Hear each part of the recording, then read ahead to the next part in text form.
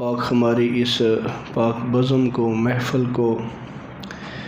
دین و دنیا میں کامیابی اور سرخروئی کا ذریعہ بنائے۔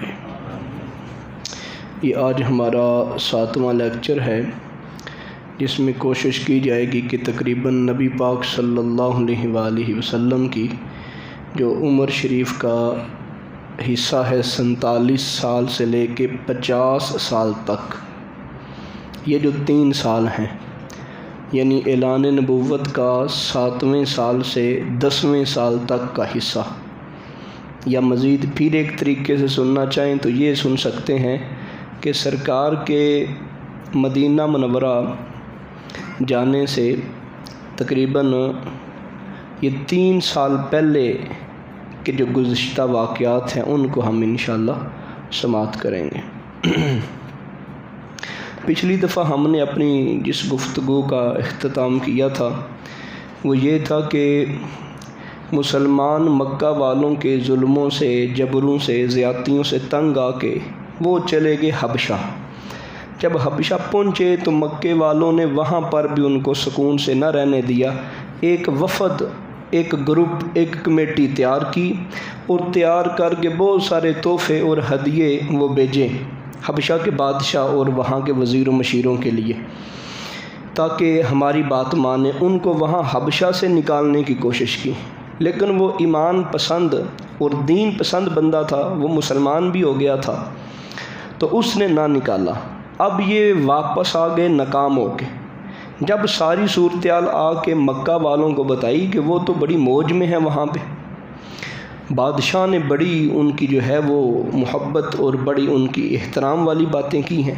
ہمارے سارے ہدیے واپس کر دیے ہیں، الٹا ہمیں بدنام کیا ہے۔ اب مکے والے سمجھ گئے کہ نہیں، بات نہیں بننی۔ اب انہوں نے کہا حل یہی ہے کہ یہاں رسول پاک صلی اللہ تعالیٰ علیہ وآلہ وسلم پر اور مسلمانوں پر سختی کی جائے جتنی بھی ہو سکتی ہے۔ اور پھر انہوں نے یہ پلاننگ کی کہ اگر ہم رسول پاک صلی اللہ علیہ وآلہ وسلم کا نعوذ باللہ کوئی ایسا حل کر دیں کہ جو آپ ہی اس دنیا میں نہ رہیں تو پھر یہ اسلام ختم ہو جائے گا۔ اب انہوں نے اعلانیہ طور پہ اس بات کو بیان کر دیا کہ ہم محمد مصطفیٰ صلی اللہ علیہ وآلہ وسلم کو قتل کر دیں گے۔ یہ بات انہوں نے طے کر لی اور اعلان کر دی۔ جب اس طرح کی باتیں رسول پاک صلی اللہ تعالیٰ علیہ وآلہ وسلم کے متعلق ہونے لگیں تو اب یہ جو بڑے بڑے کافر ہیں، ابو جہل ہے، ابو لہب ہے اور جتنے بھی قریش کے بڑے بڑے لوگ تھے، انہوں نے مل کے آپس میں کہا کہ ڈائریکٹ ہم قتل نہیں کر سکتے، اس کا حل ہم ایک اور کرتے ہیں، ہم ایک معاہدہ لکھیں، آپس میں ایک وعدہ کریں کہ کوئی بندہ بھی جناب عبد المطلب اور یہ جو آپ کے ساتھ لوگ ہیں، نبی پاک صلی اللہ تعالیٰ علیہ وآلہ وسلم اور آپ کے چچا جان، ان لوگوں کے ساتھ جو بھی لوگ ہیں، ان کے ساتھ نہ کوئی شادی کرے گا، نہ کوئی رشتہ دے گا، نہ رشتہ لے گا، نہ ان کے ساتھ تجارت کرے گا، نہ ان کی کوئی چیز کو خریدے گا، ان کے ساتھ کوئی بولے گا نہیں، ان کے ساتھ کوئی تعلق کسی قسم کا بھی نہیں رکھے گا، نہ ہی کوئی لین دین ان کے ساتھ کیا جائے گا۔ یا تو یہ بات ہم کریں یا وہ خود ہمارے حوالے کریں کہ ہم محمد کو قتل کر دیں۔ یہ 2 باتیں انہوں نے معاہدہ کر لیا، لکھ لیا۔ جناب ابو طالب تک یہ بات پہنچی تو آپ نے اپنے تمام رشتہ داروں کو جمع کیا اور اپنے خاندان کے بنو عبد المطلب، یہ آپ کے قبیلے کا نام تھا، ان کے جو افراد مسلمان تھے، جو غیر مسلمان تھے، ان کو جمع کیا اور جمع کر کے بات کی کہ یہ دیکھو محمد صلی اللہ علیہ وآلہ وسلم کو قتل کرنا چاہتے ہیں، اور بات انہوں نے یہاں تک کر دی ہے کہ کوئی بندہ اس برادری کے ساتھ نہ شادی کرے گا، نہ پاس بیٹھے گا، نہ لے گا، نہ دے گا۔ وہ اتنا ہمیں مجبور کر رہے ہیں کہ ہم کسی نہ کسی طرح نبی پاک صلی اللہ علیہ وآلہ وسلم ان کے حوالے کر دیں۔ ہمارا حق یہ ہے کہ ہمارے جسم میں جب تک سانس باقی ہے ہم محمد صلی اللہ علیہ وآلہ وسلم کی حفاظت کریں۔ تو آپ کے رشتہ داروں میں جو کافر تھے، جو مسلمان تھے، وہ سارے کہنے لگے آپ کی بات ٹھیک ہے۔ مسلمان تو اس لیے جمع ہو گئے کہ ہم نے سرکار کا کلمہ پڑھا ہے، اور جو کافر تھے وہ اس بنیاد پہ جمع ہو گئے ہماری برادری ہے، ہمارا قبیلہ ہے۔ پھر انہوں نے ایسا کیا، ایک گھاٹی تھی مکہ مکرمہ سے کچھ فاصلے پر، وہ کسی وجہ سے وہ میں تصویریں نہیں وہ دکھا سکا، لیکن وہ تصویروں میں آپ کو واضح نظر آ جانا تھا کہ وہ کس مقام پہ، مکہ مکرمہ سے تھوڑے فاصلے پہ ایک گھاٹی تھی، غار کہہ لیں، ڈونگی جگہ کہہ لیں۔ تو وہاں پہ مدینہ مکہ چھوڑ دیا، گھر چھوڑ دیا، سب کچھ چھوڑ دیا اور وہاں چلے گئے، اور وہاں یہ پورا خاندان آباد ہے۔ مکہ چھوڑ دیا ہے، مکے والوں نے تو یہ پروگرام بنا لیا تھا ہم قتل کر دیں گے، اور کوئی بندہ ان سے کسی قسم کا تعلق نہ رکھے۔ انہوں نے فرمایا کہ ہماری حفاظت کا طریقہ یہی ہے، ہم ایک چھوٹی سی جگہ کے اندر مقصور ہو جائیں، ایک چھوٹی سی جگہ کے اندر ہم چلے جائیں، اور وہاں ہم محمد صلی اللہ علیہ وآلہ وسلم کی حفاظت کر سکیں گے۔ تو اس گھاٹی کو کہتے ہیں شیب ابی طالب، یعنی آپ کے نام سے وہ گھاٹی، وہ چھوٹا سا حصہ کہہ لیں یا چھوٹی سی غار کہہ لیں، آپ کے نام سے مشہور ہو گئی، اور پھر آپ وہاں چلے گئے۔ جناب ابو طالب اتنا اہتمام کرتے تھے رسول پاک صلی اللہ تعالیٰ علیہ وآلہ وسلم کا کہ اس گھاٹی میں جب سارے لوگ سو جاتے تو حالانکہ ساری برادری تھی، قربانیاں دینے والے تھے، گھر پر چھوڑ کے گئے تھے، اب یہ دیکھیں کسی ایک بندے کے لیے اپنا گھر چھوڑ دینا، علاقہ چھوڑ دینا، کمرے چھوڑ دینا، ظاہر ہے اس دور میں تو لوگوں کے اپنی طرز کے گھر ہوتے ہوں گے، لیکن صرف ایک غار کے اندر جا کے رہنا، ایک ڈونگی جگہ میں جا کے رہنا جہاں پہ زندگی کی کوئی سہولت میسر نہیں ہے، بڑی اوکھی زندگی ہے۔ سرکار کی خاطر ساری قربانیاں دے دیں، سارے جان نثار تھے، لیکن اس کے باوجود بھی جناب ابو طالب کا یہ کمال تھا کہ جب سرکار دو عالم صلی اللہ تعالیٰ علیہ وآلہ وسلم اور سارے سو جاتے تو پھر سرکار کو اٹھاتے اور اپنے بیٹوں میں سے ایک بیٹے کو اٹھاتے اور کہتے کہ تو محمد کی جگہ پہ جا کے لیٹ جا اور محمد تیری جگہ پہ آ کے لیٹ جائے۔ کبھی بیٹوں کے ساتھ ایسے ہوتا، کبھی بھائیوں کے ساتھ ایسے ہوتا، یعنی کوئی بندہ ہمارے اندر سے بھی جاسوسی کر کے یہ نہ کہے کہ وہ بستر ہے رسول پاک صلی اللہ تعالیٰ علیہ وآلہ وسلم، یعنی اتنا انہوں نے چاچا ہونے کا حق ادا کر دی اور محبت کی اخیر انہوں نے کر دی۔ تو یہ یہاں پہ کوئی چند دن نہیں رہے، 3 سال یہاں پہ رہے، یہ 7واں سال ہے، اعلان نبوت کیے ہوئے 7واں سال ہے۔ اب یہ 7ویں سال میں نبی پاک صلی اللہ علیہ وسلم کے ساتھ ظلم زیادتی سے حد تک بڑھ گئی کہ کہا کہ چلے جاؤ یہاں سے، تو وہ چلے گئے۔ تو 3 سال اس گھاٹی کے اندر گزارے۔ جب اس گھاٹی کے اندر ہوتے تھے تو وہاں پہ بچوں کے رونوں کی آوازیں آتی، بھوک کی وجہ سے، شدت پیاس کی وجہ سے۔ اب بھی جن گھروں کے اندر چھوٹے بچے ہیں تو آپ نے دیکھا ہوگا کہ بچہ جب ضد کرتا ہے، صرف اتنے 2-3 منٹ ہیں، ماں نے فیڈر کے اندر دودھ لے کے آنا ہے، لیکن وہ بچہ پھر بھی چپ نہیں کرتا، جب تک اس کے منہ کو فیڈر نہیں نہ لگتا بچہ چپ کوئی نہیں کرتا۔ تو وہاں کیا صورتحال ہوتی ہوگی۔ اور پھر اس کا دوسرا پہلو یہ کہ یہ جو ابو جہل تھا، ابو لہب تھا، اس طرح باقی جو کافر تھے وہ ہنستے تھے، بچوں کے رونے کی آوازوں پہ وہ اور خوش ہوتے تھے، راضی ہوتے تھے۔ لیکن کچھ لوگ اہل دل ہر دور میں اور ہر مذہب کے اندر رہے ہیں، تو ان لوگوں میں کچھ لوگ ایسے بھی تھے جو ان کی وفاداری کا دم بھرتے رہے۔ بڑا سخت پابندی تھی، بڑا سخت پیرا تھا، اور بڑا اعلیٰ قسم کا انہوں نے اپنے انداز کے طور پہ بائیکاٹ کیا ہوا تھا، کسی قسم کی چیز وہاں داخل نہیں ہونے دیتے تھے، اور اس گھاٹی سے کوئی چیز باہر نہیں آنے دیتے تھے۔ ان کا ارادہ تھا یہاں ہی مر جائیں یا اس حد تک پہنچ جائیں کہ مجبور ہو کے خود کہیں یہ لو محمد اور اس کے ساتھ جو کرنا ہے کر لو، لیکن وہ اپنے دم کے اوپر ڈٹے رہے۔ مطعم بن عدی یہ وہ بندہ تھا کہ جو بہت ساری چیزوں کو خفیہ طور پہ بیچ دیتا۔ رسول پاک صلی اللہ تعالیٰ علیہ وآلہ وسلم باقاعدہ ان کا شکریہ ادا کرتے، خفیہ طور پہ چھپ چھپا کے، اور یہ بھی مکے کے بڑے لوگوں، سردار لوگوں میں سے تھے، مسلمان نہیں ہوئے تھے، لیکن رسول پاک صلی اللہ تعالیٰ علیہ وآلہ وسلم کی بارگاہ میں تب یہ سارا سامان وغیرہ جہاں تک ممکن ہوتا بھیج دیتے تھے۔ حکیم بن حزام یہ بعد میں مسلمان ہو گئے تھے، اب یہ مسلمان نہیں تھے، یہ حضرت خدیجہ الکبریٰ ان کی پھوپھی لگتی تھی۔ تو یہ بھی ان کا ملک شام سے قافلہ آتا اونٹوں کا، تو اونٹوں کے اوپر سامان لدا ہوتا، تو 2-3 اونٹوں کو آپ پیچھے سے پتھر مارتے کہ یہ خود بخود اس گھاٹی کی طرف چلے جائیں، تو وہاں پہنچ جاتے اور وہاں سے وہ سامان اتار کے تو رسول پاک صلی اللہ تعالیٰ علیہ وآلہ وسلم اور آپ کے دیگر ساتھی اپنا نظام چلاتے ہیں۔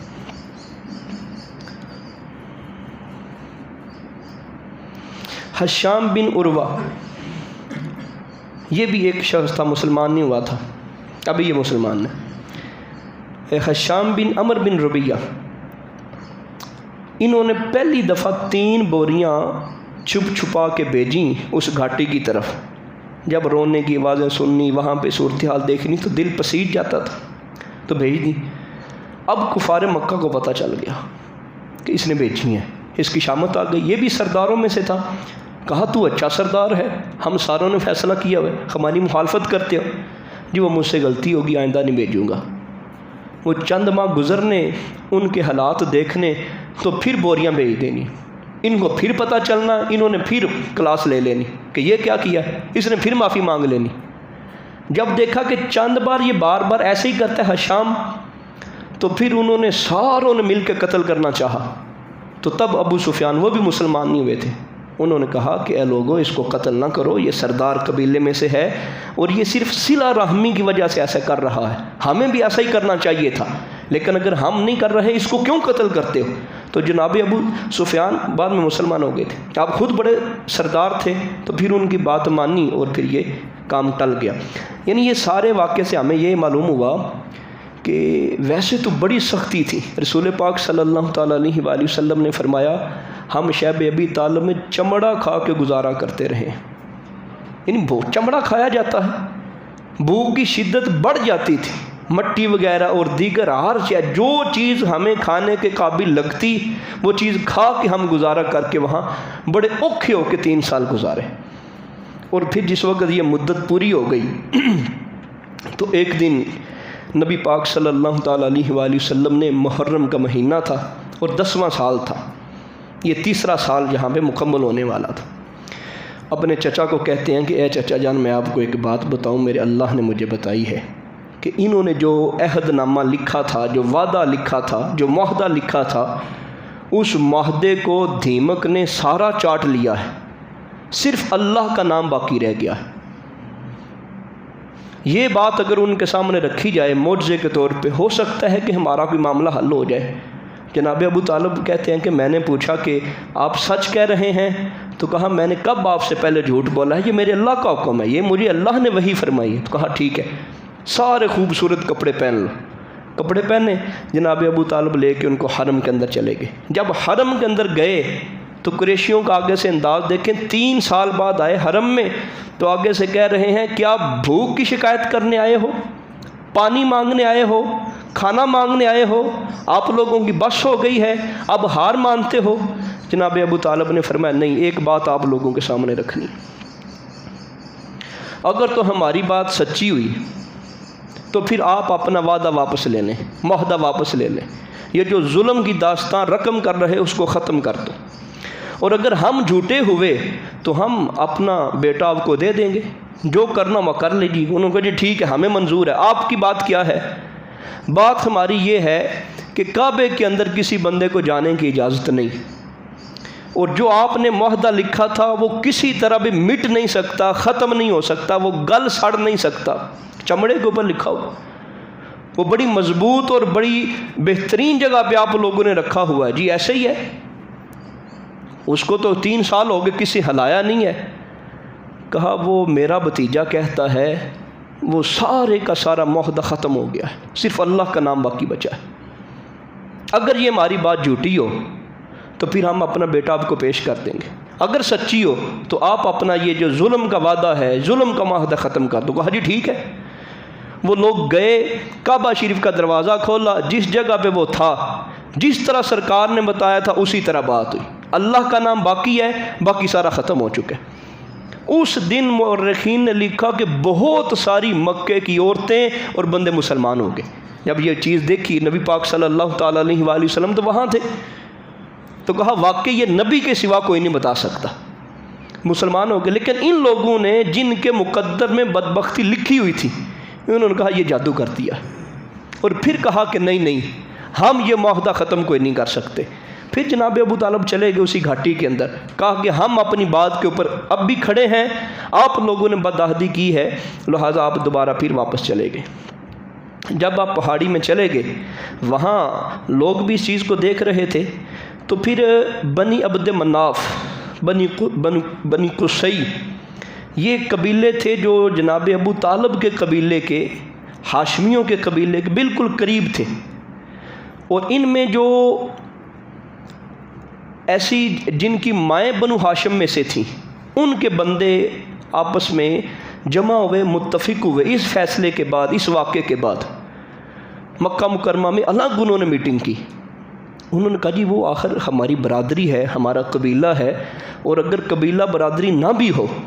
تو ہم ایک جگہ پہ مل کے رہ رہے ہیں، وہ ظلم ہے، وہ زیادتی ہے۔ اور اب انہوں نے جو وعدہ کیا ہے، جو آ کے یہاں بات رکھی، اس پر بھی یہ مکے کے سردار ابو جہل، ابو لہب جو ہے وہ مکر گئے ہیں، یہ ظلم کر رہے ہیں، لہٰذا ہم ان کی مدد کریں۔ جی ٹھیک ہے جی، ان کی مدد کرنی چاہیے۔ ہشام بن عمر بن حارث یہ بھی شامل تھے، زہیر بن ابو امیہ بن مغیرہ، مطعم بن عدی، ابو البختری بن ہشام اور زمعہ بن اسود، یہ مین لوگ تھے جنہوں نے آپس میں مشورہ کیا کہ ہمیں ان کی مدد کرنی چاہیے۔ یہ قریبی رشتہ دار بھی تھے جناب ابو طالب کے، رسول پاک صلی اللہ تعالیٰ علیہ وآلہ وسلم کے۔ یہ آگے سارا پلان بنا لیا الگ سے، اور حرم کے اندر آگے، حرم کے اندر آ کے انہوں نے ساروں نے مختلف باتیں کی، تقریریں کی، اور ہر تقریر کے اندر یہی تھا، ہم ظلم کرتے رہے ہیں اور ہم نے ظلم اپنی آنکھوں کے سامنے دیکھا ہے، اس جیسا برا فیصلہ زمانے میں کبھی نہیں ہوا، ہمیں اپنا یہ فیصلہ واپس لینا چاہیے، اور ہمیں ان کو اجازت دینی چاہیے کہ آپ مکے کے اندر واپس آ جاؤ، اور ہر طرح کے معاملات ان کے ساتھ کرنے چاہیے۔ ہر تقریر کا یہی خلاصہ تھا۔ یہ 4 بندے جن کا نام لیا، ساروں نے باری باری تقریر کی، اور حرم کے اندر، کعبے کے اندر سارے قریش کے سردار جمع تھے، یہ باتیں سن رہے تھے۔ ہر تقریر کے بعد ابو جہل کہتا نہیں یہ آپ لوگ غلط کر رہے ہو، ہمارا اصل معاہدہ یہ تھا نعوذ باللہ محمد صلی اللہ علیہ وسلم کو قتل کرنا، اس کی دعوت کو، ان کی تبلیغ کو ختم کر دینا، تو اگر ہم اس کو ختم نہ کر سکے تو وہ تو دین غالب آ جائے گا، ہمارا کیا بنے گا، ہماری چودراہٹ کا کیا بنے گا، ہماری سیادت کا کیا بنے گا، اور ہمارا جو پورے عرب کے اندر ایک نام ہے اس کا کیا بنے گا۔ یہ چودراہٹ ان کو لے بیٹھی، بار بار اس چودراہٹ کی وہ بات کریں، تو کہا کہ ہم تو یہ کام نہیں ہونے دیں گے، اور ہم اس کے اوپر راضی نہیں ہیں۔ مطعم بن عدی اٹھے اور انہوں نے خود ہی جا کے کعبہ کا وہ دروازہ کھولا، وہ جو باقی تحریر کا حصہ باقی تھا اس کو پھاڑ دیا، اور کہا کہ ایسے نہیں ہوگا، معاہدہ ختم ہو گیا ہے، جس نے جو کرنا ہے کر لو، ہم ان کی مدد کریں گے۔ اور یہ جو بندے الگ سے رات کو جنہوں نے میٹنگ کی تھی، انہوں نے تلواریں لی اور کہا کہ ہم اپنی ایمان اور اپنی ذمہ داری کے اوپر ان کو لے کے آتے ہیں۔ تو پھر یہ اپنی تلواریں لے کے، ہتھیار لے کے گئے اس گھاٹی کے پاس، اور جناب ابو طالب کو کہا کہ آپ لوگ باعزت طریقے سے واپس آ جائیں، اب آپ کو کوئی بندہ کچھ نہیں کہے گا۔ تو اس طرح پھر یہ معاہدہ ختم ہوا، اور یہ رسول پاک صلی اللہ تعالیٰ علیہ وآلہ وسلم اور آپ کے ساتھ سارے جان نثار وہ تقریباً 3 سال بعد اب مکے کے اندر آ گئے، رہنے لگے، لیکن ظلم، زیادتیاں اور وہ شیطانیاں ان کی ختم نہ ہوئیں، وہ اور بڑھتی گئیں اور بڑھتی گئیں، بغض بڑھتا گیا۔ وہ اجازت تو نہیں دیتے تھے، یہ تو سختی کے ساتھ اجازت لی گئی، لیکن نبی پاک صلی اللہ تعالیٰ علیہ وآلہ وسلم حرم میں آ جاتے، حرم میں بیٹھ جاتے، نماز پڑھ لیتے، اس سے وہ اتنا سختی سے منع نہیں کرتے تھے۔ سرکار ایک بار حرم کے اندر بیٹھے ہوئے تھے، تو نجران کے عیسائی وہ رسول پاک صلی اللہ علیہ وسلم کے پاس آئے۔ نجران ایک علاقہ تھا مکہ مکرمہ سے کافی فاصلے کے اوپر، ان علاقے والوں کو بتایا حبشہ کے لوگوں نے، یہ بھی تصویریں وہ بنی ہوئی تھی، بس وہ نہیں دکھا سکا۔ تو حبشہ جہاں پہ یہ پہلے مسلمان گئے تھے، جس کا ہم نے پچھلی دفعہ واقعہ سنا تھا، وہاں کیونکہ مسلمان تھے تقریباً 100 کی تعداد میں، تو انہوں نے وہاں سے نبی پاک صلی اللہ علیہ وسلم کی باتیں سنی۔ یہ تو وہی باتیں ہیں کہ جو ہم اپنی کتابوں میں پڑھتے آئے ہیں، یہ تو وہی نبی ہیں، تصدیق کے لیے آئے مکہ مکرمہ میں۔ یہ کافی ساتھیوں کے اوپر کی جماعت مشتمل تھی، ان میں بڑے علماء تھے، ان کے بڑے جاننے والے لوگ تھے۔ کعبے میں بیٹھے ہیں، سارے نبی پاک صلی اللہ تعالیٰ علیہ وآلہ وسلم کے سامنے بیٹھ گئے، ہر سوال انہوں نے کیا۔ جب ساری باتیں نبی پاک صلی اللہ علیہ وسلم سے کر لیں تو پھر انہوں نے کہا کہ ہم اس بات کی گواہی دیتے ہیں آپ وہی نبی ہیں جن کی باتیں ہماری کتابوں کے اندر لکھی ہیں، آپ یقیناً وہی نبی ہیں جن کی باتیں حضرت عیسیٰ علیہ السلام کر کے گئے ہیں۔ ان باتوں کے کرنے کے بعد انہوں نے کہا کہ ہم سارے آپ کے اوپر ایمان لاتے ہیں، آپ کا کلمہ پڑھتے ہیں، آپ ہمیں اپنی صحابیت میں داخل کریں۔ رسول پاک صلی اللہ تعالیٰ علیہ وآلہ وسلم بڑے راضی ہوئے، ان کو کلمہ پڑھایا،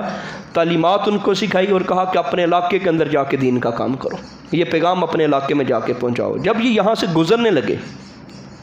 ابو جہل نے کہا تم لوگ بڑے بے وقوف ہو، تمہارے علاقے کے لوگوں نے تمہیں نمائندہ بنا کے بھیجا تھا، تم لوگوں کا حق تھا، تم یہاں آتے، بات پرکھتے، پھر اپنے علاقے میں جاتے، پھر مشورہ کرتے، پھر جا کے مسلمان ہوتے۔ انہوں نے کہا نہیں، ہم بے وقوف نہیں ہیں، ہمارے علم نے، ہماری معلومات نے جو ہمیں بہتر لگا ہم نے وہ کیا، اور حل اس کا یہی تھا کہ ہم مسلمان ہو جاتے۔ ہم آپ کو سلام کرتے ہیں، یہ جان چھڑوانے کے لیے ہم آپ کو سلام کرتے ہیں، اور ہم جس راہ پر چل رہے ہیں ہم اسی راہ پہ قائم ہیں، آپ کو آپ کا دین سلامت اور ہمیں اپنا دین سلامت۔ یہ بات کہہ کے وہ لوگ چلے گئے، اور علماء نے لکھا کہ بس اسی بات کے اوپر قرآن کی یہ آیتیں نازل ہوئیں، سورہ قصص کی آیت نمبر 52 سے لے کے آیت نمبر 55 تک۔ الذین آتیناہم الکتاب من قبلہ، کہ جن لوگوں کو ہم نے اس قرآن سے پہلے کتاب دی، ہم بھی یؤمنون، وہ لوگ اس قرآن پر ایمان لانے والے ہیں۔ وَإِذَا يُتْلَى عَلَيْهِمْ قَالُوا آمَنَّا بِهِ، جب ان کے سامنے قرآن کی تلاوت کی گئی انہوں نے کہا ہم ایمان لے آئے۔ یعنی جب سرکار نے قرآن پڑھا نا اس پورے لشکر کے سامنے، انہوں نے کہا جی ٹھیک ہے، ہمیں قبول ہے، ہم سمجھ گئے ہیں یہی حق ہے اور یہی ٹھیک ہے۔ فرمایا قَالُوا آمَنَّا بِهِ، ہم ایمان لے آئے اس کے اوپر۔ إِنَّهُ الْحَقُّ مِن رَبِّنَا، یہی ہمارے رب کی طرف سے حق ہے۔ انا کننا من قبل ہی مسلمین، ہم تو پہلے بھی مسلمان تھے، ہم تو پہلے بھی اللہ کے حکم پہ حضرت عیسیٰ علیہ السلام کے ماننے والے تھے، ہم تو اب بھی اللہ کا حکم مان کے محمد مصطفیٰ صلی اللہ علیہ وآلہ وسلم کا کلمہ پڑھتے ہیں۔ اللہ پاک نے پھر آگے فرمایا اولئک یؤتون اجرہم مرتین بما صبروا، ان کے صبر کے سبب اللہ پاک نے ان کو 2 گنا اجر عطا فرمایا۔ یعنی ایک حضرت عیسیٰ علیہ السلام پر اسلام لانے کا، اور دوسرا نبی پاک صلی اللہ علیہ وسلم پر اسلام لانے کا، اللہ نے ان کو 2 اجر عطا فرمایا۔ وَيَدْرَؤُونَ بِالْحَسَنَةِ السَّيِّئَةِ، اور یہ وہ لوگ ہیں جو نیکی کے ذریعے برائی کا دفاع کرتے ہیں، ان کے ساتھ کوئی برا کرتا ہے تو یہ نیکی کرتے ہیں۔ وَمِمَّا رَزَقْنَاهُمْ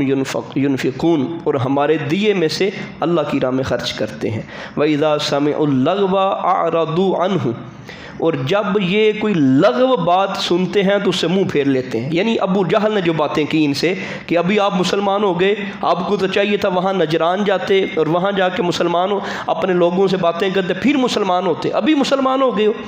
تو اللہ پاک نے فرمایا وَإِذَا سَمِعُوا اللَّغْوَ أَعْرَضُوا عَنْهُ، جب یہ کوئی لغو بات سنتے ہیں تو اس سے منہ پھیرتے ہیں۔ وَقَالُوا لَنَا أَعْمَالُنَا وَلَكُمْ أَعْمَالُكُمْ، تو یہ کہتے ہیں تمہارے لیے تمہارا دین اور ہمارے لیے ہمارا دین۔ سلام علیکم، تمہیں سلام ہو۔ لا نبتغی الجاہلین، ہم جاہل لوگوں کو دوست نہیں بناتے، جاہل لوگوں کی باتیں ہم اپنے ذہن میں نہیں بٹھاتے۔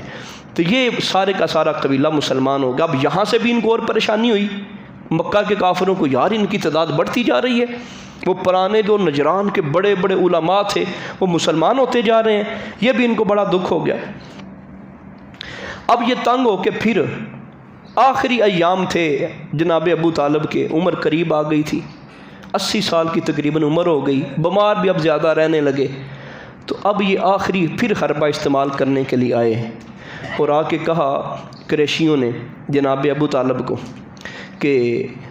اپنا بھتیجا ہمیں دیں، ہم اس کو قتل کرنا چاہتے ہیں، ہم تو اس طرح نہیں رہ سکتے۔ وہ بڑے غصے کے ساتھ اور مختلف اندازوں میں انہوں نے باتیں کی۔ حافظ ابن کثیر رحمۃ اللہ تعالی علیہ امام ابن اسحاق کی سند کے ساتھ اس بات کو نقل کرتے ہیں، ہم ان کا جو نقل کردہ بیان ہے وہ سارا پڑھتے ہیں۔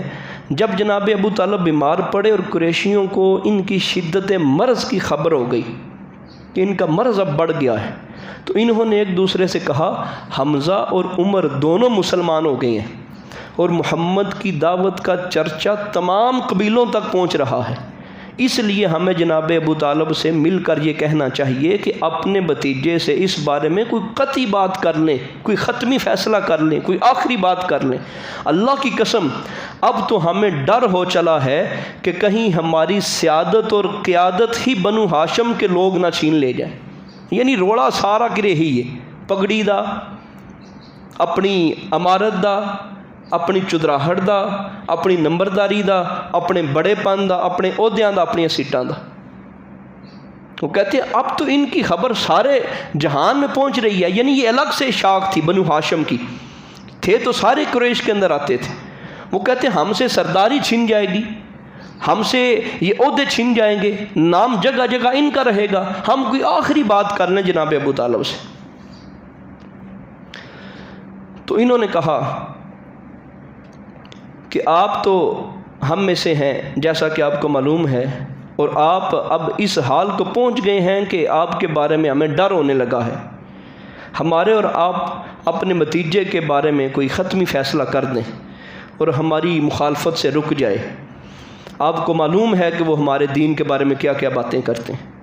جناب ابو طالب نے رسول پاک صلی اللہ تعالیٰ علیہ وآلہ وسلم کو اپنے پاس بلایا اور آپ سے کہا کہ اے میرے بھتیجے، یہ تمہاری قوم کے معزز ترین لوگ تمہارے سامنے جمع ہیں تاکہ وہ تمہارے ساتھ سہولت برتیں اور تم ان کے ساتھ سہولت برتو، کوئی ایسا معاملہ کر لو۔ نبی پاک صلی اللہ تعالیٰ علیہ وآلہ وسلم نے بڑی بہترین بات فرمائی۔ سرکار کی ساری باتیں بڑی بہترین ہیں، لیکن اگر یہ جملہ کم از کم وہ سمجھ لیتے تو ان کے پاس دونوں باتیں آ جانی تھیں، سرداری بھی قائم رہنی تھی، اسلام بھی قائم رہنا تھا۔ رسول پاک صلی اللہ تعالیٰ علیہ وآلہ وسلم نے فرمایا، اے چاچا، آپ لوگ ایک کلمہ کہہ دیجئے جس کے ذریعے آپ لوگ سارے عرب کے مالک بن جائیں گے، بس ایک کلمہ آپ کہہ دیں۔ تو ابو جہل نے کہا کہ ہم 10 بار وہ کلمہ کہنے کے لیے تیار ہیں، آپ بولیں۔ نبی پاک صلی اللہ تعالیٰ علیہ وآلہ وسلم نے فرمایا، لا الہ الا اللہ محمد رسول اللہ، یہ ایک کلمہ کہہ دو اور سارا عرب بھی تمہارا، سب کچھ اللہ تعالیٰ تمہیں دے دے گا۔ تو اس نے پھر تالیاں بجائیں اور کہا یہ کون سی بات ہے؟ کیا ہم سارے معبود چھوڑ کے، لا الہ الا اللہ کا مطلب یہی ہے ہم کسی کو رب نہیں مانتے، صرف اللہ کو رب مانتے، ہم سارے معبود چھوڑ دیں، صرف ایک خدا کی بات مانیں؟ تو پھر وہاں پہ قرآن کی آیتیں نازل ہوئیں، صاد والقرآن ذی ذکر، کہ اس قرآن کی قسم یہ تو بڑی عزت والا ہے، بڑی عظمت والا ہے۔ بل الذین کفروا فی عزت و شقاق، اہل کفر وہ اپنے غرور کے اندر اور اپنی مخالفت کے اندر پڑ گئے، ان کو غرور اپنا لے بیٹھا۔ اب لفظ عزت کا استعمال ہوا ہے، لیکن عزت کون سی؟ دنیا کی عزت۔ تو دنیا کی عزت غرور کے ساتھ تعبیر کی گئی کہ گویا ان کو اپنا غرور، اپنی چدراہٹ یہ لے کے بیٹھ گئی۔ کم اہلکنا من قبلہم من قرن فنادوا ولات حین مناص، ہوا کیا؟ اور انہیں اس بات پر تعجب ہوا، ہم نے ان سے پہلے بہت سی قوموں کو ہلاک کر دیا، تب وہ پکار اٹھیں، وہ وقت چھٹکارا پانے اور معافی مانگنے کا نہیں تھا۔ جب اللہ نے ہلاک کر دیا پہلی قوموں کو، پھر وہ روئے، چیخے، پکار اٹھے، اوئے ہوئے توبہ ہو گئی، ہم توبہ کرتے ہیں، معافی مانگتے ہیں۔ اللہ نے فرمایا اب وقت نہیں ہے، تو یہی حساب ان کے ساتھ ہونا ہے۔ وَعَجِبُوا أَن جَاءَهُم مُنذِرٌ مِّنْهُمْ وَقَالَ الْكَافِرُونَ هَٰذَا سَاحِرٌ كَذَّابٌ، اور انہیں اس بات پہ تعجب ہوا کہ ان کے پاس انہی میں سے ایک ڈرانے والا آیا ہے، ایک رسول آیا ہے، اور کافروں نے کہا یہ آدمی تو کھلا جادوگر ہے اور نعوذ باللہ جھوٹا ہے۔ اجعل الآلہۃ الہ واحدہ، کیا اس نے تمام معبودوں کو ایک معبود بنا دیا ہے؟ کیا یہ نظریہ رکھتا ہے کہ ہم سارے معبود چھوڑ دیں، ہم سارے بتوں کو چھوڑ دیں، صرف ایک اللہ کو مانیں؟ ان ھذا لشیء عجاب، تو کافر کہنے لگے یہ تو بڑی عجیب بات ہے۔ وانطلق الملأ منهم ان امشوا واصبروا على آلهتكم ان ھذا لشیء یراد۔ اور یہاں پھر اللہ رب العزت نے ارشاد فرمایا، اور کافروں نے کہا کہ یہ تو بہت تعجب کی بات ہے۔ سرداران کفر یہ کہتے ہوئے چل دیے کہ چلو اور اپنے معبودوں کی عبادت پر جمے رہو، بے شک یہ ایک سوچی سمجھی بات ہے، ہم نے تو یہ بات اقوام گزشتہ کی تاریخ میں نہیں سنی۔ ما سمینا بہذا فی ملت الآخرہ ان ھذا الا اختلاق، ہم نے تو یہ بات پہلے لوگوں میں نہیں سنی ہے، یعنی ویسے ہی کہنے لگے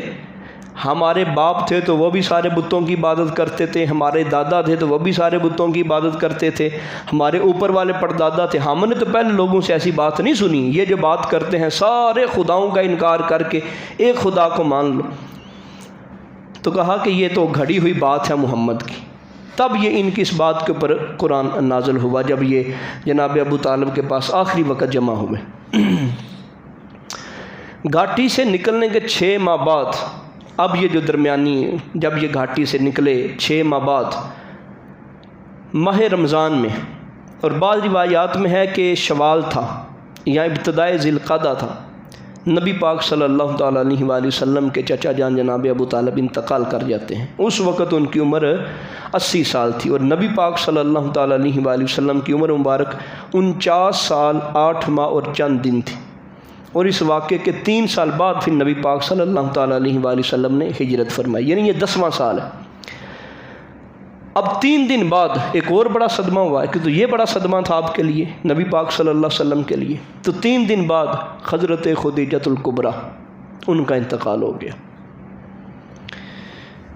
اور بعض نے کہا کہ 35 دن بعد، اور بعض روایات میں 55 دن بعد کی بات بھی ملتی ہے کہ حضرت خدیجہ کا انتقال ہوا، اسی لیے کیونکہ اسی سال یہ معاملہ ہوا تھا، تو نبی پاک صلی اللہ علیہ وسلم فرمایا یہ سال غم کا سال ہے، عام الحزن اسے کہا گیا کہ یہ غم کا سال ہے، کہ میری جو بیوی تھی وہ بھی اسی سال انتقال کر گئیں، اور میرے چچا جان بھی اسی سال انتقال کر گئے۔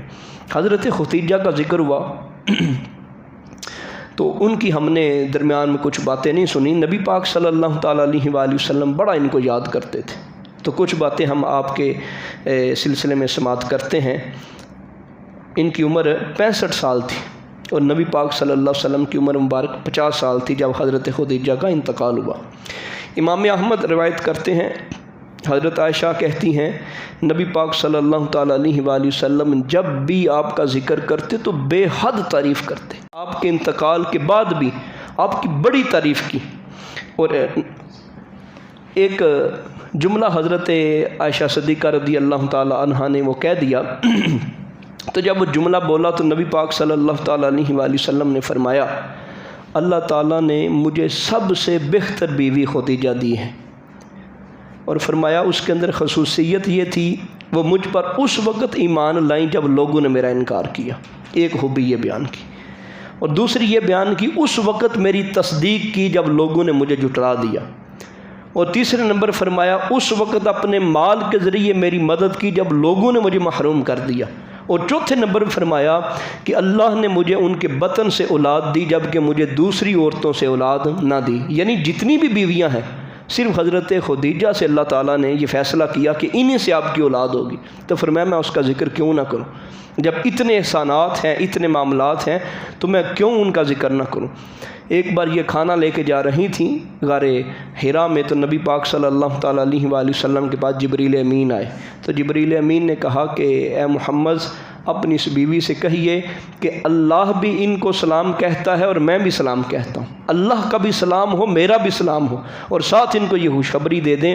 کہ اللہ نے بانس کا خوبصورت گھر جس کے اندر کسی قسم کا شور نہیں ہوگا یہ جنت میں ان کے لیے تیار کر دیا۔ اور پھر حضرت عائشہ سے ایک روایت مروی ہے، انہوں نے کہا کہ میں بہت ہی کثرت سے نبی پاک صلی اللہ تعالیٰ علیہ وآلہ وسلم کی زبان سے حضرت خدیجہ کا ذکر سنتی، حالانکہ آپ نے مجھ سے ان کی وفات کے 3 سال بعد شادی کی تھی، تو پھر بھی سرکار دو عالم صلی اللہ تعالیٰ علیہ وآلہ وسلم ان کی یاد کو نہیں بھولے۔ پھر روایات میں لکھا حضرت خدیجہ تو دور کی بات ہے، جن عورتوں کا تعلق دوستانہ حضرت خدیجہ سے تھا سرکار ان کو بھی بڑا عنایات کے ساتھ نوازتے تھے، یعنی جب گھر کے اندر کوئی کھانا وغیرہ بننا تو نبی پاک صلی اللہ تعالیٰ علیہ وآلہ وسلم فرماتے اے فلاں عورت کو دے آؤ، یہ فلاں عورت کو دے آؤ، یہ خدیجہ کی سہیلی تھی، یہ خدیجہ کے پاس بیٹھنے والی تھی، یہ خدیجہ سے محبت رکھنے والی تھی، یعنی اتنا سرکار دو عالم صلی اللہ علیہ وسلم کو حضرت خدیجہ سے لگاؤ تھا کہ ان کے انتقال کر جانے کے بعد ان کے ساتھ تعلق رکھنے والی عورتوں کو بھی سرکار نوازتے تھے۔ اتنا نبی پاک صلی اللہ تعالیٰ علیہ وآلہ وسلم نے ان کے ساتھ محبت کا دم بھرا۔ اب یہاں پہ ہم ایک چھوٹی سی جو ہے وہ اصلاحی بات اور ایک کہہ لیں کہ ہم اپنے ضمیروں کو جھنجھوڑنے والی بات بھی سماعت کریں۔ جس عورت کو سرکار اتنا نوازیں، کتنا سرکار ذکر کریں،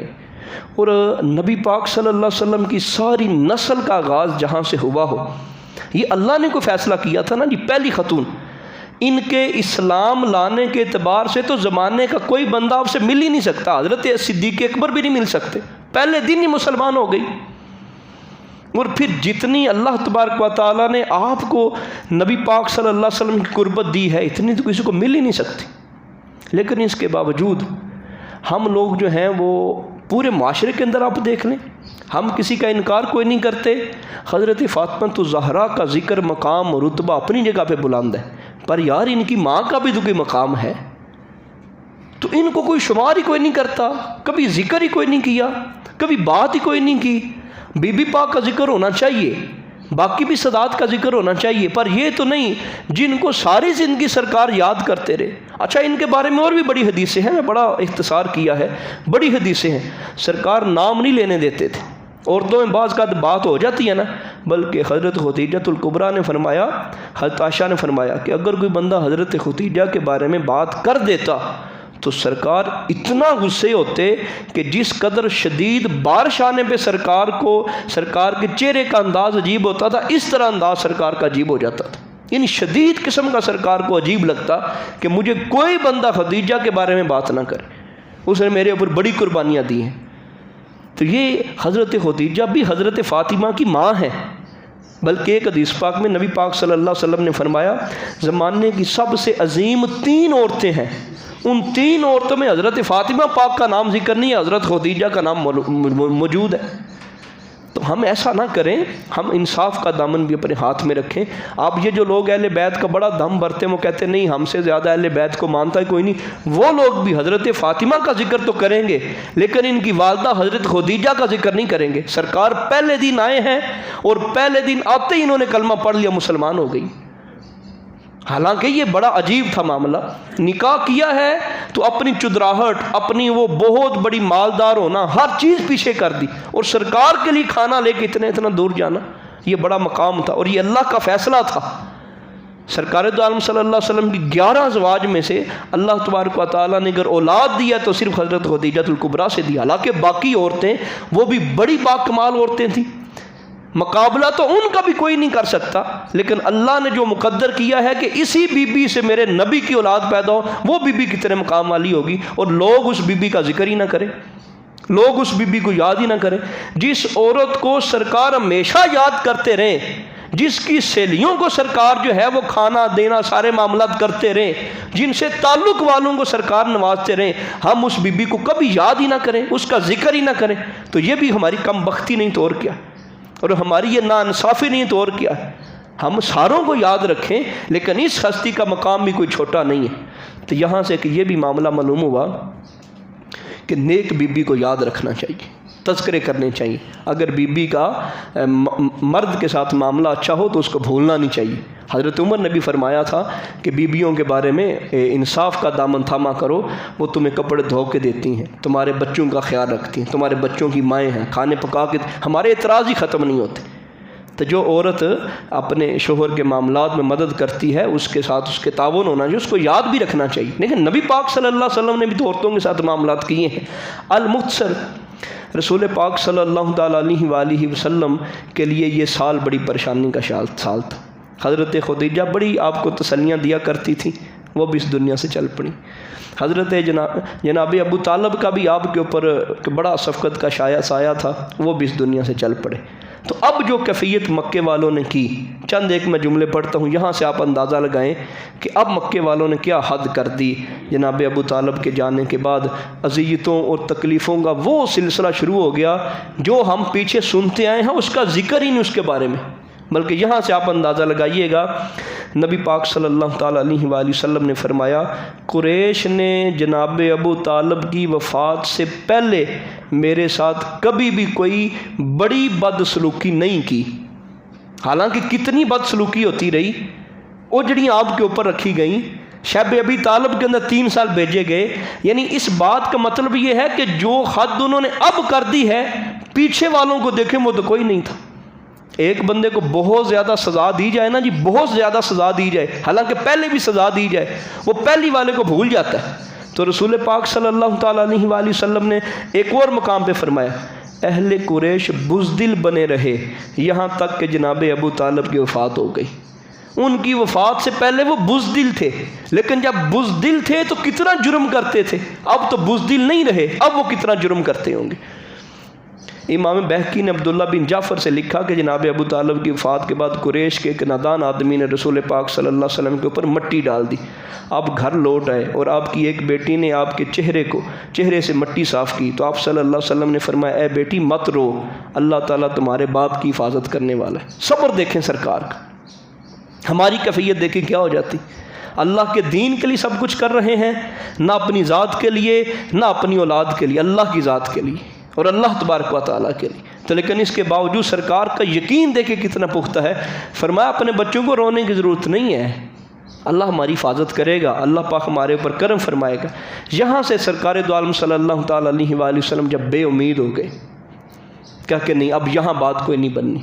اب سرکار دو عالم صلی اللہ تعالیٰ علیہ وآلہ وسلم نے اس بات کو پسند کیا کہ یہاں سے نکل کے کسی اور جگہ جا کے دین کی بات کرنی چاہیے۔ تو تب رسول پاک صلی اللہ تعالیٰ علیہ وآلہ وسلم 30 شوال 10 نبوی کو جناب ابو طالب اور حضرت خدیجہ الکبریٰ رضی اللہ تعالیٰ عنہا کے انتقال کرنے کے تقریباً 30 دن بعد آپ نے اپنے غلام حضرت زید کو ساتھ لیا اور پھر سرکار دو عالم صلی اللہ علیہ وسلم پیدل، طائف کا اچھا بلا سفر ہے، تو پیدل نبی پاک صلی اللہ تعالیٰ علیہ وآلہ وسلم طائف پہنچے اور وہاں جا کے بنو ثقیف کے چند سرداروں کو جمع کیا اور ان کے سامنے بات رکھی کہ میں اللہ کا پیغمبر ہوں،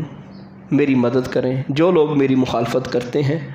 ان کے سلسلے میں آپ میری حفاظت کریں اور اس دین کے کام میں میرے ساتھ کھڑے ہو جائیں، یہ میرے اللہ کی تعلیم ہے، یہ آپ کے پاس میں لے کے آیا ہوں۔ جب اس طرح کی باتیں کی، ان 3 سرداروں کے عبدہ یلیل، مسعود اور حبیب،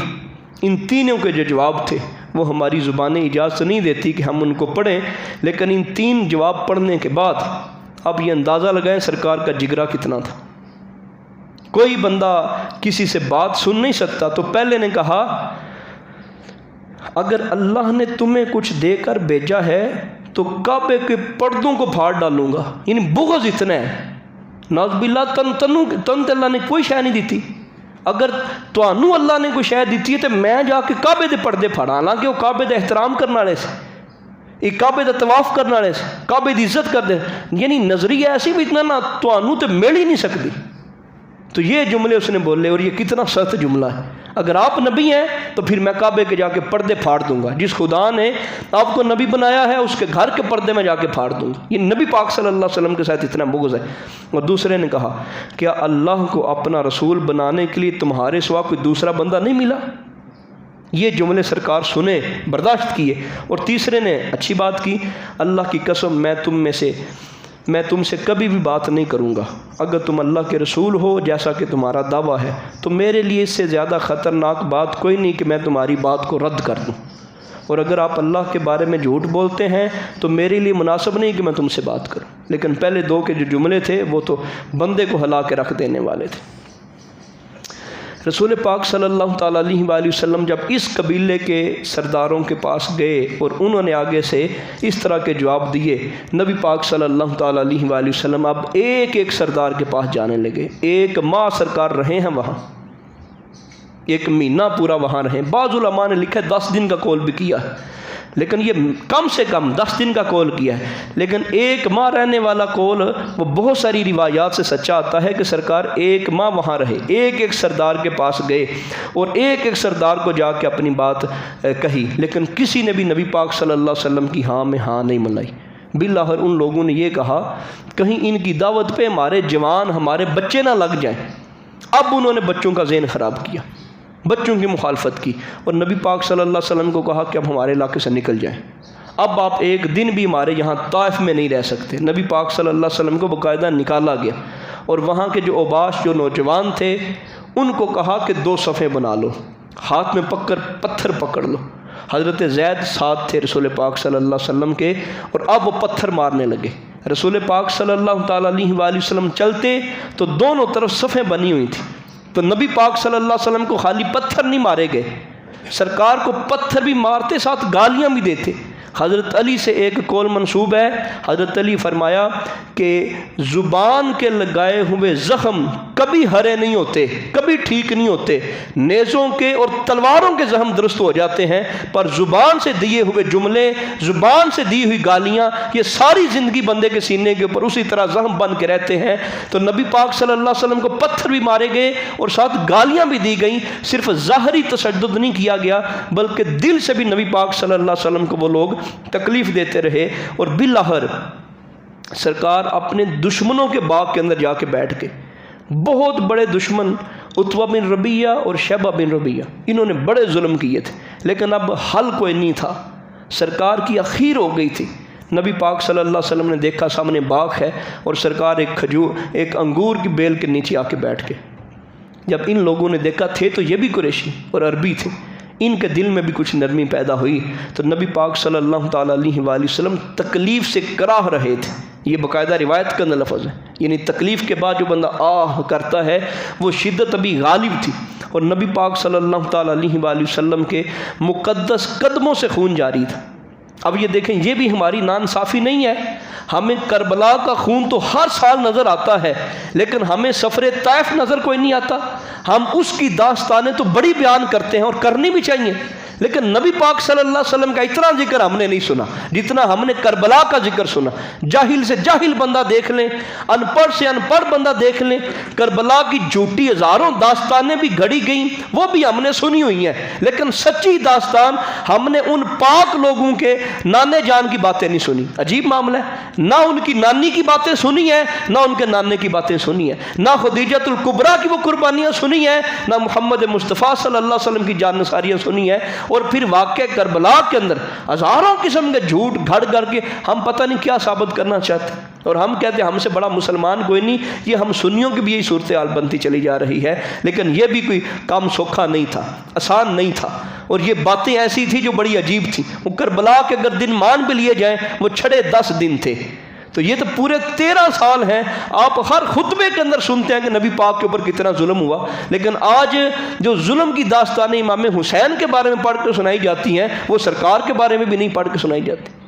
جو واقعات اور جو مظلوم پن بنانا آپ کی محبت کے دم کے سلسلے میں امام حسین کے بارے میں بیان کیا جاتا ہے، وہ تو رسول پاک صلی اللہ علیہ وسلم کے سلسلے میں بیان نہیں کیا جاتا، حالانکہ ہمیں انصاف کا دامن رکھنا چاہیے، سرکار کی بات بھی کریں، حالانکہ سرکار کی یہ باتیں پتہ ہی کوئی نہیں، نہ ہی ہم کرتے ہیں نہ ہی ہم سننا چاہتے، اور وہ باتیں تو ہر چھوٹے سے چھوٹے بندے کو پتہ ہے، لیکن یہ شدید خون سرکار کے مبارک قدموں تک سے بہہ رہا تھا۔ وہ بندے صفے بنا کے کھڑے ہیں اور پتھر مارتے چلے جا رہے ہیں، اوپر سے گالیاں دیے جا رہے ہیں، اور پھر وہ جو جملے سرداروں کے ہم نے سنے، ایسے جملے سن کے تو ویسے ہی بندہ آدھا خالی ہو جاتا ہے۔ اور یہ سرکار کا جگرا تھا جو اللہ کی بارگاہ میں صبر کرتے رہے۔ سرکار کو جب افاقہ ہوا نا جی، تو پھر سرکار نے 2 رکعت نماز پڑھی وہاں پہ، اور 2 رکعت نماز پڑھنے کے بعد سرکار نے جو دعا کی، اس دعا سے لگتا ہے سرکار کا کلیجہ کتنا بڑا تھا، کتنا صبر تھا، اللہ کے اوپر کتنا توکل تھا، کتنا یقین تھا۔ آج ہمارے 3-4 پریشانیاں آ جائیں، ہم کہتے ہیں کسی نے تعویذ کروا دی ہے، جادو کروا دیا ہے، ہم نعوذ باللہ اللہ کا شکوہ کرنا شروع کر دیتے ہیں، ہم اللہ کی بارگاہ میں عجیب جملے بولنے شروع کر دیتے ہیں۔ نبی پاک صلی اللہ علیہ وسلم کی دعا سنیے اور اپنے کلیجے کو مضبوط کریں۔ سرکار فرمایا، اے اللہ، میں تیری جناب میں اپنی کمزوری، قسم پرسی اور لوگوں کی نگاہوں میں اپنی بے وقتی کو پیش کرتا ہوں۔ لوگوں کی نگاہوں میں میری کوئی وقت نہیں ہے۔ اے ارحم الراحمین، تو تمام کمزوروں کا رب ہے، تو میرا رب ہے، اگر تو مجھ سے ناراض نہیں ہے تو میں کسی بات کی پرواہ نہیں کرتا۔ یا اللہ تو راضی ہے، اے جڑیاں منو تکلیفاں لبدیاں نے، یا اللہ منو انہاں دا دکھ ہی کوئی نہیں، یا اللہ تو راضی رہ صرف۔ اور فرمایا نبی پاک صلی اللہ علیہ وسلم نے، اگر تو مجھ سے ناراض نہیں تو میں کسی بات کی پرواہ نہیں کرتا، لیکن تیری عفیت کا دائرہ میرے لیے بہت زیادہ وسیع ہے۔ یا اللہ تیری رحمت، تیری عطا، تیری مدد، وہ میرے واسطے کتنا یقین ہے۔ اچھا ہن اسی جے اس واقعے دا سیاق و سباق دیکھیے، پس منظر دیکھیے، 1 ماہ سرکار جو ہے وہ تکلیف لے کے آئے، مشقت لے کے آئے، لیکن پھر بھی کہہ رہے ہیں یا اللہ تیری ہر وقت ہی مدد میرے ساتھ ہے۔ اس کے باوجود بھی کہہ رہے ہیں یا اللہ بڑا وسیع دائرہ ہے عافیت کا، یا اللہ میرے لیے تو نے بڑی عافیت لکھی ہوئی ہے، میں تیرے اس چہرے کے نور کے ذریعے پناہ لیتا ہوں جس نے کائنات کی ساری تاریکیوں کو دور کر دیا ہے اور جس کے ذریعے دنیا اور آخرت کے تمام معاملات سدھر گئے ہیں۔ میں پناہ مانگتا ہوں اس سے بات سے کہ تیرا غضب مجھ پہ نازل ہو یا مجھ سے تو ناراض ہو جائے۔ اتنی عبادت، اتنی مشقت، اتنی تکلیف اللہ کے لیے، اور پھر بھی کہہ رہے ہیں یا اللہ تو ناراض نہ ہوئی، یا اللہ میں پناہ منگنا یا اللہ تو میرے تو ناراض نہ ہوئی۔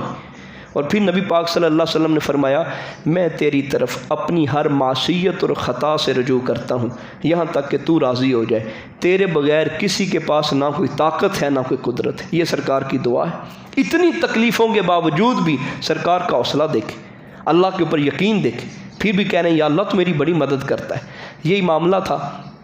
جب دور سے دیکھا نا عتبہ اور شیبہ نے، تو کہا کہ اپنے نوکر کو بلایا، عداس اس کا نام تھا، ادھر آؤ اور یہ کھجوروں کا گچھا لے جاؤ اور کسی پلیٹ میں رکھ کے اس کو جا کے دے دو۔ تھی تو بغض، نفرت تھی، اور تھے وہ دشمن، لیکن وہ جب معاملہ دیکھا اور سرکار کے زخم دیکھے، بہتا ہوا خون دیکھا، حالت دیکھی، اب کوئی دل نرم ہوا، کہا چلو کھانے کی کوئی چیز دے دو، ہے تو یہ ہمارے قریشی رشتہ دار ہی ہیں، دے دو۔ اب یہ لے کے گیا اور سامنے جا کے انگوروں کا گچھا رکھا۔ نبی پاک صلی اللہ تعالیٰ علیہ وآلہ وسلم کو بھی شدید حاجت تھی، سرکار نے فرمایا بسم اللہ الرحمن الرحیم۔ اب وہ دیکھنے لگا عجیب نظروں سے، آپ کے علاقے میں بھی یہ پڑھتے ہیں؟ تو رسول پاک صلی اللہ علیہ وسلم نے فرمایا کہ آپ کون ہو؟ اس نے کہا جی میں نینوا کا رہنے والا ہوں۔ جب اتنی بات کی تو کہا حضرت یونس علیہ السلام کے علاقے کے رہنے والے ہو؟ تو کہا آپ حضرت یونس کو جانتے ہیں؟ فرمایا ہاں وہ میرے بھائی ہیں، وہ اللہ کے نبی ہیں، وہ صالح مرد تھے، وہ اللہ تبارک و تعالیٰ کے برگزیدہ بندوں میں سے تھے۔ اب یہ جو روایت ہے یہ سنیوں، وہابیوں، دیوبندیوں ساروں کے کتابوں میں لکھی ہوئی ہے۔ اتنے لفظ اس نے سنے، والہانہ طور پہ وہ اٹھا اور اٹھنے سرکار کے سر پہ بوسہ دیا، سرکار کے دونوں پاؤں کو، دونوں ہاتھوں کو بار بار چومنے لگا۔ وہ جو بندہ وہ کہنے لگا سبحان اللہ سبحان اللہ، کیا بات، آپ جیسا تو بندہ زمانے میں آئی کوئی نہیں جو حضرت یونس کو جانتا ہو۔ میں نے آج تک اس طرح کی باتیں حضرت یونس کے بعد کسی بندے سے نہیں سنی۔ اب یہ چوم رہا تھا سرکار کے سر کو بھی، ایک بار نہیں بار بار یہ چوم رہا تھا، سرکار کے سر کو بھی چوما، ہاتھوں کو بھی چوما، سرکار کے پاؤں کو بھی بوسہ دیا۔ اور پھر اس کے جو سردار تھے عتبہ اور شیبہ، انہوں نے بلایا اور انہوں نے بلا کے باتیں کی۔ انہوں نے کہا کہ تم کیا کر رہا ہے؟ عداس تمام تمہارا برا ہو، تم اس آدمی کا سر اور ہاتھ پاؤں کیوں چوم رہے ہو؟ ہم نے تمہیں کبھی بھی اس طرح کرتے ہوئے نہیں دیکھا، کسی بندے کے ساتھ ایسے کرتے ہوئے نہیں دیکھا، تم کیوں کر رہے ہو؟ تو اس نے کہا میرے آقا اس سرزمین پر ان سے بہتر اس وقت کوئی بندہ نہیں ہے۔ اب یہ مسلمان نہیں ہوا، گواہی سرکار کی دیکھیں، انہوں نے مجھے ایک ایسی بات کی خبر دی ہے جسے نبی کے سوا کوئی نہیں جانتا، تو یہ اللہ کے نبی ہیں گویا۔ تو یہ رسول پاک صلی اللہ تعالیٰ علیہ وآلہ وسلم کی باتیں تھیں۔ نبی پاک صلی اللہ تعالیٰ علیہ وآلہ وسلم ایک ماہ بعد واپس تشریف لائے، ساتھ سرکار کے غلام تھے حضرت زید۔ اچھا یہ حالت نبی پاک صلی اللہ علیہ وسلم کی نہیں، حضرت زید کی بھی تھی، اور یہ روایتیں ہم درمیان میں چھوڑ گئے ہیں۔ حضرت زید رضی اللہ تعالیٰ عنہ نے بھی اپنی غلامی کی اور اپنی محبت کی پوری حد کر دی۔ جہاں سے بھی پتھر آتا کوشش کرتے کہ مجھے لگے سرکار کو نہ لگے۔ وہ گویا کہ سرکار کے ارد گرد گھوم رہے تھے، ادھر سے پتھر آنا تو ادھر ہو جانا، ادھر سے آنا تو ادھر ہو جانا، کہ پتھر مجھے لگیں سرکار کو نہ لگے، لیکن دونوں طرف صفیں ہوں، دو بندے درمیان میں ہوں تو کون بچ سکتا ہے ان دونوں میں؟ حضرت زید کے اوپر بھی بڑے زخم آئے، تو حضرت زید نے کہا یا رسول اللہ صلی اللہ تعالیٰ علیہ وآلہ وسلم اب مکے آپ کیسے داخل ہوں گے؟ مکے تو پہلے ہی آپ کو انہوں نے نکال دیا اور آپ کے ساتھ بڑے بڑے معاملات کیے، تو اب تو جناب ابو طالب بھی نہیں رہے، حضرت خدیجہ بھی نہیں رہی، ہم وہاں رہ کے آگے ہیں، تو اب آپ کو داخل کون ہونے دے گا مکہ میں؟ نبی پاک صلی اللہ علیہ وسلم نے فرمایا کہ اے زید پریشان نہ ہو، اللہ ہمارا حامی و ناصر ہے، اللہ تبارک و تعالیٰ اپنے دین کو غالب کرنے والا ہے۔ اور نبی پاک صلی اللہ تعالیٰ علیہ وآلہ وسلم غار حرا کے پاس پہنچ گئے، تو وہاں قبیلہ حضاء کے ایک آدمی اخنف بن شریک کے پاس بھیجا ایک آدمی کو، اور اس کو کہا کہ میں تجھ سے پناہ طلب کرتا ہوں، میں تجھ سے ایمان طلب کرتا ہوں، میں تجھ سے زمان طلب کرتا ہوں، میری ذمہ داری اٹھا لو۔ تو اس نے معذرت کی۔ پھر آپ صلی اللہ علیہ وسلم نے سہیل بن عمر کے پاس بھیجا، اس نے بھی معذرت کر لی، تو آپ صلی اللہ علیہ وسلم نے مطعم بن عدی کے پاس بھیجا، تو اس نے آپ صلی اللہ علیہ وسلم کی طلب کو قبول کر لیا اور کہا کہ ہاں ان سے کہو وہ مکے میں داخل ہو جائیں۔ چنانچہ حضرت زید بن حارثہ کے ساتھ 23 ذی القعدہ کو مکہ میں داخل ہوئے اور مسجد حرام میں آ کے 2 رکعت نماز پڑھی، پھر اپنے گھر چلے گئے، اور مکہ میں اللہ تعالیٰ نے جب تک چاہا تو آپ یہاں رہیں، یہاں تک کہ آپ ہجرت کر کے مدینہ چلے گئے۔ یعنی یہ دیکھیں اللہ کے دین کی خاطر کتنی منتیں ترلے ہو رہے ہیں، اللہ کے دین کی خاطر اس کے پاس بندہ بھیج، اس کے پاس بندہ بھیج، اس کے پاس بندہ بھیج کہ مجھے پناہ دے دو، اپنی ذمہ داری کے اندر مجھے مکے والے تو نہیں جانے دیتے، خود میرا ذمہ اٹھا لو۔ تو یہ نبی پاک صلی اللہ علیہ وسلم کا کتنا کلیجہ تھا، اور سرکار دو عالم صلی اللہ علیہ وسلم کی کتنی ہمت تھی کہ نبی پاک صلی اللہ تعالیٰ علیہ وآلہ وسلم اللہ کے دین کے لیے کتنی قربانیاں تھیں۔ آج ہم اگر اپنی صورتحال دیکھیں، ہمارے اوپر بھی لازم ہے ہم دین کا کچھ نہ کچھ کام تو لازمی کریں، اپنے حصے کا تو کریں۔ سرکار جتنی قربانیاں تو نہیں ہم دے سکتے، ہم اپنا یقین تو اتنا بنا کے رکھیں۔ نبی پاک صلی اللہ علیہ وسلم کی سیرت سننے کا مقصد یہ ہے کہ ہم نبی پاک صلی اللہ علیہ وسلم کی زندگی سے کچھ سیکھیں، کچھ موتی، کچھ ہیرے جواہرات لے کے اٹھیں۔ اب سرکار کا کتنا حوصلہ تھا، کتنا صبر تھا، نبی پاک صلی اللہ علیہ وسلم اپنی بات کے اوپر کس قدر پختہ تھے کہ اللہ کے پیغام اور اللہ کے دین کو پھیلانے کے لیے آپ نے ہر مشکل سے مشکل وقت کو سینے سے لگائے اور ہر بری سے بری بات سنی۔ ہمیں تو ایک بندہ تانا دے، ہم کہتے نہیں اس مسجد نہیں جانا، اس مسجد جانا، نہیں اے پیر کوڑے نہیں جانا، اس پیر کوڑے جانا۔ ہم تو باتوں صرف، تو نبی پاک صلی اللہ علیہ وسلم کتنی باتیں سنی۔ اللہ پاک رحمت فرمائے، اللہ پاک کرم فرمائے، ہمیں یہ جو سیرت کی بات کرتے ہیں اسی کے صدقے اللہ نیک بنائے، اپنے دین کی اور اسلام کی اللہ پاک تڑپ عطا فرمائے، جو کمی کوتاہی ہوئی اللہ اسے معاف فرمائے، اور جو ہم سے بہتر باتیں ہوئیں وہ ہم سب کے لیے نجات کا ذریعہ بنائے۔ آمین بجاہ النبی۔